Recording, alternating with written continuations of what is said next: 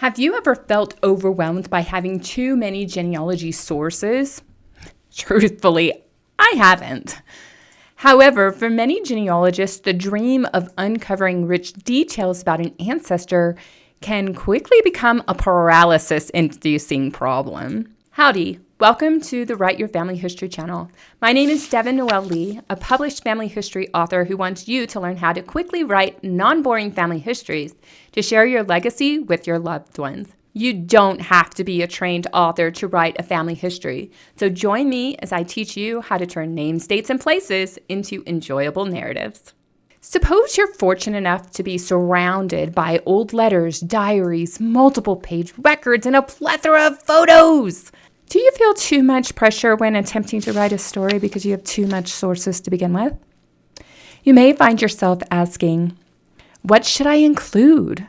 How do I decide which stories matter most? Is it okay to leave something out? The fear of making wrong choices often stops us in our tracks, leaving those stories unwritten, as it seems to be for the case of one of our viewers that I will get to in a moment. But it doesn't have to be that way. With the right approach, you can transform mountains of genealogy sources you once said were too much into a non-boring family history that future generations will cherish. Oh, and I will be jealous of you because you have had so much initial information. But I digress. In response to the video, The Challenge of Using RootsMagic to Write a Narrative, Cynthia, a 2-year subscriber, raised an issue many genealogists wish they had. She wrote, "One challenge I've had is too much information on a person. I am a lucky person dabbling in genealogy because I inherited boxes and boxes of family correspondence. From this, I get wonderful insights about an ancestor, their immediate family, their neighbors, the town gossip, opinions about church policies, and who are the bad cooks who bring food for their socials." I hope that wouldn't have been a letter about me.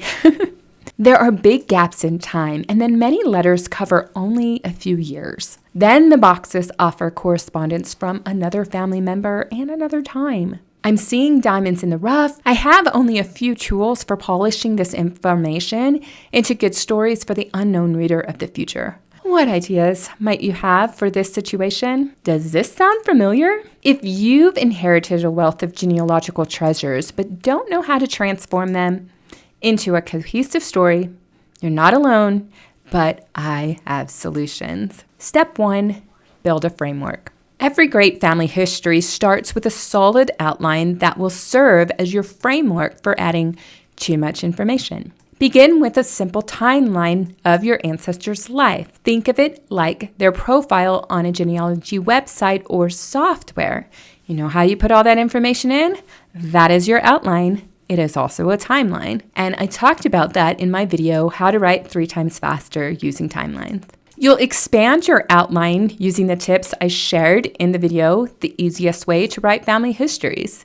Remember, it said take one document and process it from facts into paragraphs. If you've missed these videos, check out the links in the description box. Leveraging your timeline, write a preliminary story for each event in your ancestor's life based on basic records. Census data, vital records, CD directories, land deeds, maybe a military draft record, but not the pensions. Focus on these foundational documents before you dive into the more detailed sources like letters or diaries. Then stop here before moving on to the step where I tell you to add social history and fun facts. The result you will have is a rough draft that is anxiously awaiting to receive the additional sources you have access to. Next, inventory what you have. Once you have the initial framework, and before you add that social context, inventory what you had. Inventory, not write, not transcribe,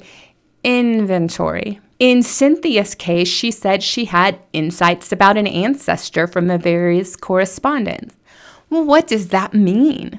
Perhaps it means she has 30 anecdotes about her ancestor contained within these letters. 15 are about the ancestor directly, 10 are about their social circle from their perspective, and maybe 5 are about their social circle, but from someone else writing about these people.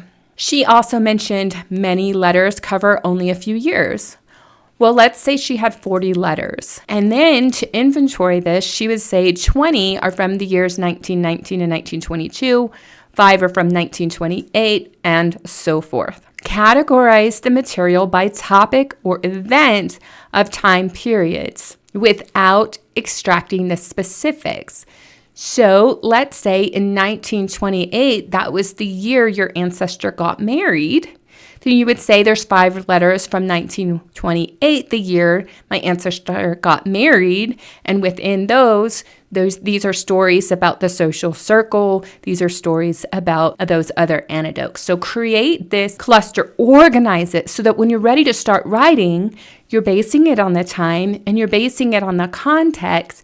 And when you're ready to put it into your story, you know where to go find it to grab it. Figure out the best solution to organize your inventory, be it a spreadsheet or just hand notes, or maybe you even want to get sticky notes to put all over your wall and then you pull them off as you use the anecdotes. Any of those solutions can work. Find the best one that works for you. Before we continue, if I have given you value during this video, please click the like button and subscribe. Then I would really love it if you would leave a comment or a question or other thoughts.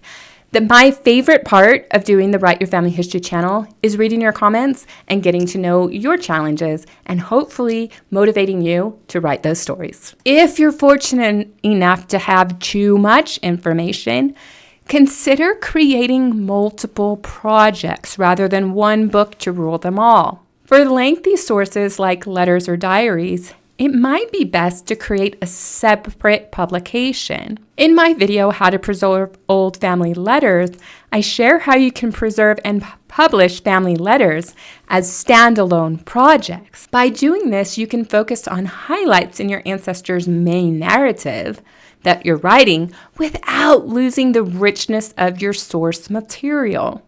So again, why not create 2 projects to simplify your life? For records that don't warrant their own project, like a Civil War pension file or lengthy probate records, consider putting these in the appendix of your writing project. Then pull out only the most relevant details into your main story and save the complete documents for those who want to dive deeper. Step 5, shape the story arc. Once you've built the framework and inventoried your sources, consider the arc of your ancestor's tale. Is it a journey of perseverance, like my ancestor Joseph Geisler, or a rags to riches to rags tale, like my great-grandfather Sherman Brown?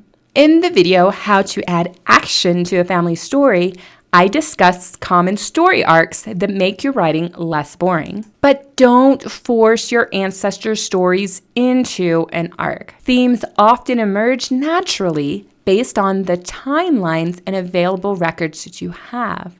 Once you identify a story arc, you can adjust the structure of your narrative away from the chronological format to a thematic presentation for added impact. This final step is optional and it all depends on the source material you have. You can, if needed, enhance your story with social history to anchor it in time and place. Can your readers picture the events, people, and settings you describe? If not, add social context to help them visualize.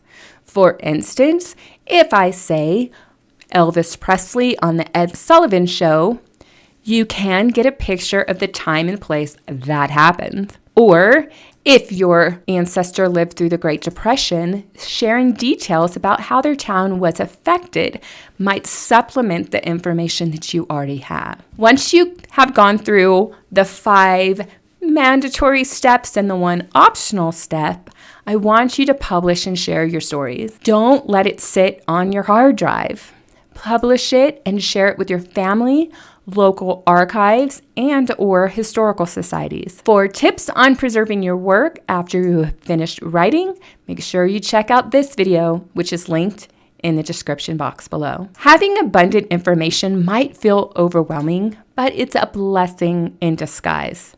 Trust me, it's harder to write when you have too little information. By following these steps, you can turn that mountain of material into a story that inspires and connects future generations. If you have questions about how to incorporate specific sources into your writing, let me know. I'd be happy to help you on your writing journey. It's time for viewer comment section here on Write Your Family History Fanatics. In the video, is it okay to publish unproven stories in your genealogy? A number of comments came through. June Butka, who is a subscriber for 2 years, sadly, in a family, the story was kept silent until the third generation in the family. Grandmother, daughter, and grandson all died by their own hand. Now the family is bringing the story to light to help others seek help.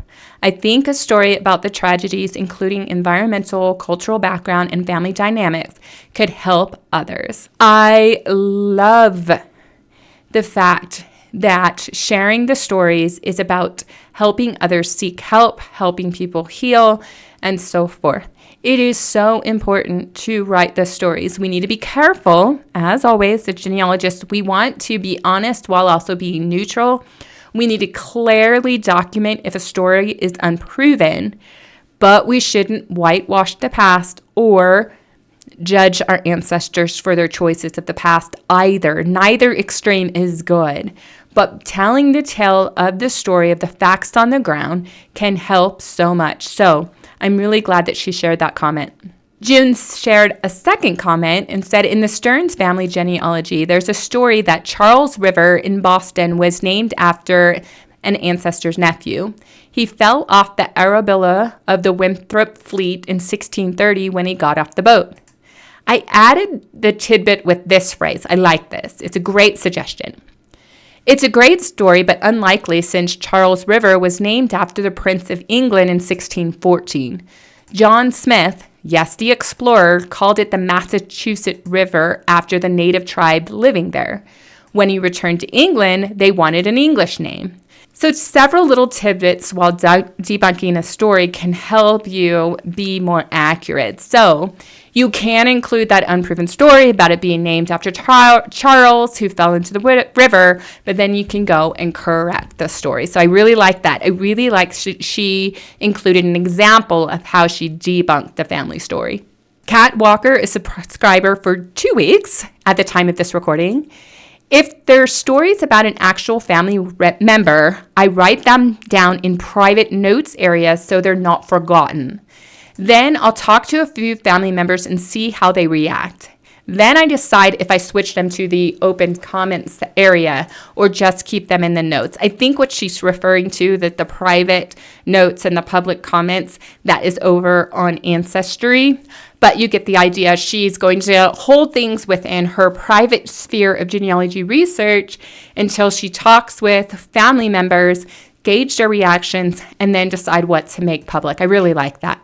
Kat also shares this thought that if the story is about someone who never was, I have a section that I've titled Tall Tales and Family Legends. I just include the stories there. That's a great tip. I love it. ML Coffee, a subscriber for a year, said, my husband's family had lots of family stories. Everyone told me to look into them and write about them. I did the research and found them all to be completely false. They were supposed to be related to a famous person, and I went so far as to contact the biographer who compared the story with the facts, and we found it couldn't possibly be true. I managed to debunk all the family stories with proof. I told the family my findings, and they refused to believe me, even with proof. I added the stories to the end of the project, stating that they were stories that had been found in the family forever, but were not true. And I included my research and left the decision on whether to believe up to them. I don't know what to say about people who are presented facts and don't want to change their worldview. Actually, there's been a number of podcasts about the challenge of changing worldviews, even if what you believe is challenged by facts. So it's not uncommon, but it is kind of comical. So as genealogists, all we can do is record what we found, debunk where we can, and then let a reader decide what they're going to believe. Remember to like the video, leave a comment, and subscribe on your way out. Then go write your family history.